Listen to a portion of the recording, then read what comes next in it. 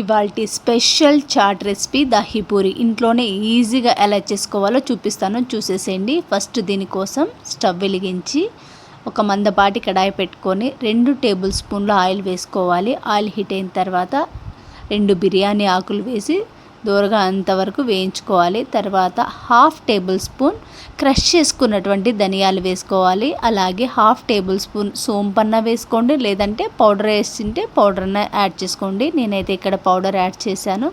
మంచి ఫ్లేవర్ వచ్చేంత వరకు వేయించుకున్న తర్వాత స్టవ్ మీడియం ఫ్లేమ్లో పెట్టుకొని నేను ముందే నానబెట్టి పెట్టుకున్నానండి చింతపండు.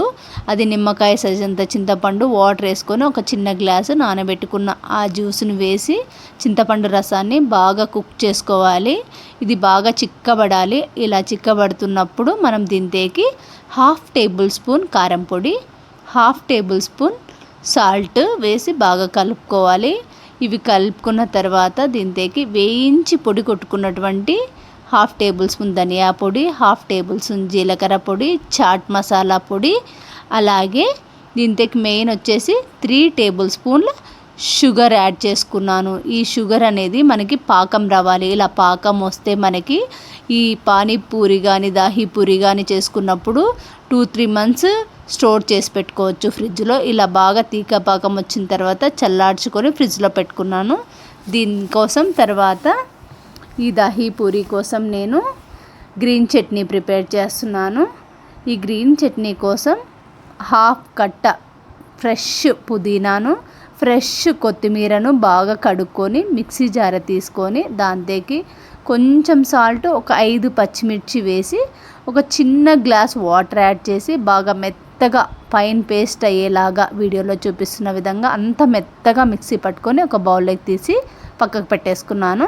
తర్వాత బంగాళదుంపలండి, ఇవి బాగా కడిగి ఒక 4-5 చిన్న చిన్న ముక్కలుగా కట్ చేసి కుక్కర్లో ఉడికించుకున్నాను. తర్వాత తొక్క తీసేసుకొని వేరొక బౌల్లోకి వేసి 1/2 table spoon salt, 1/2 table spoon కారం పొడి, కొంచెం మంచి ఫ్లేవర్ రావడానికి గరం మసాలా, చాట్ పౌడర్ వేసి కలుపుకొని పక్కకు పెట్టేసుకున్నా. దీంట్లోకి దహీ పూరీలోకి మెయిన్ వచ్చేసి చల్లని పెరుగు, షుగర్ అన్నమాట.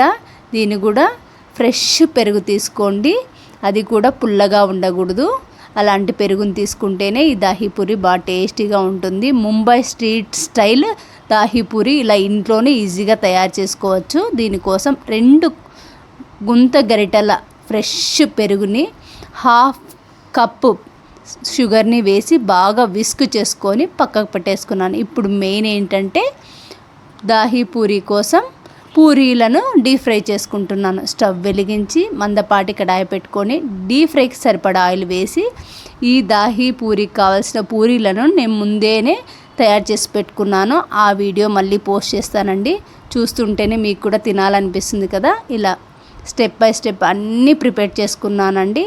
ఏమేమి కావాలో అవన్నీ పిల్లలు ఎప్పుడు అడిగితే అప్పుడు ఇలా ఈజీగా ఇంట్లోనే ముంబై స్ట్రీట్ స్టైల్ దహీ పూరీని ఇలా ఈజీగా తయారు చేసుకోవచ్చు. చూడండి వీడియోలో మొత్తం ఇంగ్రీడియంట్స్ అన్నీ నేను ఇంట్లోనే ప్రిపేర్ చేశాను. స్వీట్ కానీ, అలాగే గ్రీన్ చట్నీ కానీ, ఆలూ కానీ, పూరీస్ కానీ అన్నీ హోమ్మేడ్గా ప్రిపేర్ చేశాను. ఇలా మీరు కూడా ఇంట్లోనే ప్రిపేర్ చేసుకొని తినండి. బయట తినడం కన్నా ఇంట్లోనే బెటర్ అని చెప్తున్నాను. ఇలా హోమ్మేడ్ రెసిపీస్ కోసం నా ఛానల్ ఫాలో చేసి సబ్స్క్రైబ్ చేసి కామెంట్ చేయండి. ఇలా ఇంట్లోనే ఈజీగా స్టెప్ బై స్టెప్ ఎలా చేసుకోవాలో వీడియోలో చూపించేసాను కదా. ఇంకెందుకు ఆలస్యం, మీరు కూడా ఒకసారి ట్రై చేయండి. ట్రై చేసి ఎలా వచ్చిందో కామెంట్ చేయండి. ఇప్పుడు ఇంగ్రీడియంట్స్ అన్నీ పూరీల్లోకి ఒక్కొక్కటిగా వేసుకుంటున్నానండి. ఫస్ట్ పూరీల్ని హోల్ పెట్టి చిన్నగా గ్రీన్ చట్నీ, ఆలూ మసాలా, అలాగే స్వీట్, కొన్ని ఆనియన్స్, కొంచెం పెరుగు,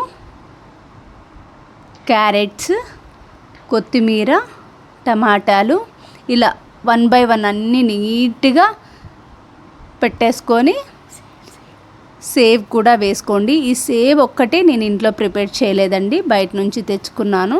అది చేసినప్పుడు ఆ వీడియోని కూడా పోస్ట్ చేస్తాను. ఇలా అన్నీ పెట్టిన తర్వాత బాగా చల్లగా టేస్టీగా ఉండేటువంటి దహీ పూరిని తినేయాలి. అంతే అండి, ఎంతో సింపుల్గా టేస్టీగా దహీ పూరిని 5 మినిట్స్లో నేను ఇంట్లోనే ఇలా రెడీ చేసుకున్నాను. నా వీడియో నచ్చినట్టయితే సబ్స్క్రైబ్ చేసుకోండి.